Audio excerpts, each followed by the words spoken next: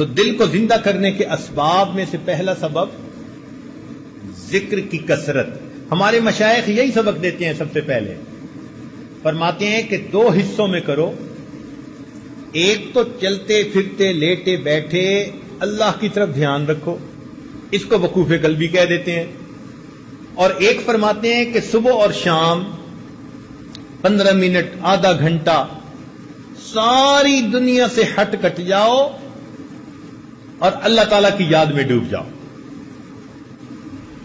ساری دنیا سے ہٹ کٹ جاؤ اور اللہ تعالیٰ کی یاد میں ڈوب جاؤ.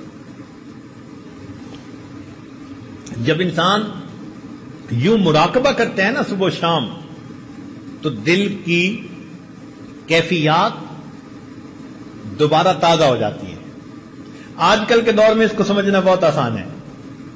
دیکھیں آج کل تو چھوٹے بڑے بہت لوگوں کے پاس سیل فون ہوتا ہے، موبائل فون. اس کی بیٹری ہوتی ہے. اب اگر سارا دن اس پر باتیں کرتے رہیں تو اس کی بیٹری ڈسچارج ہو جاتی ہے. اس کو پھر چارجر سے لگانا ضروری ہوتا ہے. اگر آپ چارجر سے نہیں لگائیں گے تو بیٹری اتنی فلیٹ ہو جائے گی کہ بات ڈسکنیکٹ ہو جائے گی، پھر آن ہی نہیں ہوگا.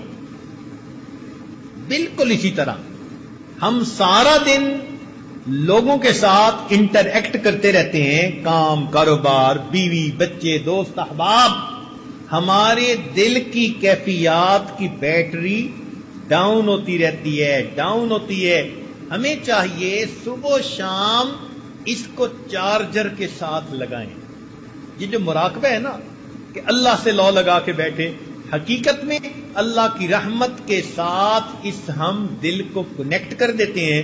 ادھر سے برکت آتی ہے، رحمت آتی ہے، اور وہ دل کی بیٹری کو دوبارہ چارج کرتی ہے. اس لیے صبح و شام کا ذکر بہت ضروری ہے. یہ پہلا سبب. دوسرا سبب جس سے دل زندہ ہوتا ہے وہ ہے تلاوت القرآن. آدمی کم از کم 1 پارہ روزانہ تلاوت کرے. بہت مشکل ہو تو چلو آدھا پارہ.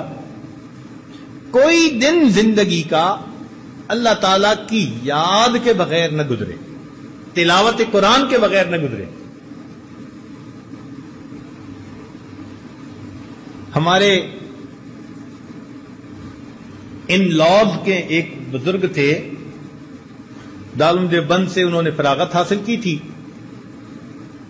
میری ایک مرتبہ ان کی ملاقات سوات میں ہوئی تو وہ کہنے لگے کہ میں امام العلماء والصلحاء حضرت خواجہ عبد المالک صدیقی رحمت اللہ علیہ سے بیعت ہوا، اور اس وقت انہوں نے فرمایا کہ 1 پارہ روزانہ تلاوت کرنا. فرمانے لگے کہ آج اس بات کو کہے 43 ایئرز گزر چکے ہیں، ان 43 سال میں ایک دن بھی میرے قرآن کی تلاوت میں ناغہ نہیں ہوا. جب ایسے لوگ اللہ کے سامنے نامہ اعمال لے کر جائیں گے، ہمیں کتنی شرمندگی ہوگی کہ ہمارے کتنے دن تلاوت کے بغیر جا چکے. اب دیکھو 43 سال، سردی بھی، گرمی بھی، صحت بھی، بیماری بھی، دیس بھی، پردیس بھی، خوشی بھی، غمی بھی، 100 عوارض ہوتی ہیں، مگر وہ کہتے ہیں میں نے 1 پارے کی تلاوت پکی. چنانچہ عبداللہ ابن عباس نے انہوں فرمایا کرتے تھے، من احب القرآن احب اللہ ورسولہ. جو شخص قرآن سے محبت کرتا ہے وہ اللہ رب العزت اور اس کے رسول سے محبت کرتا ہے، اور اللہ اور اس کے رسول اس بندے سے محبت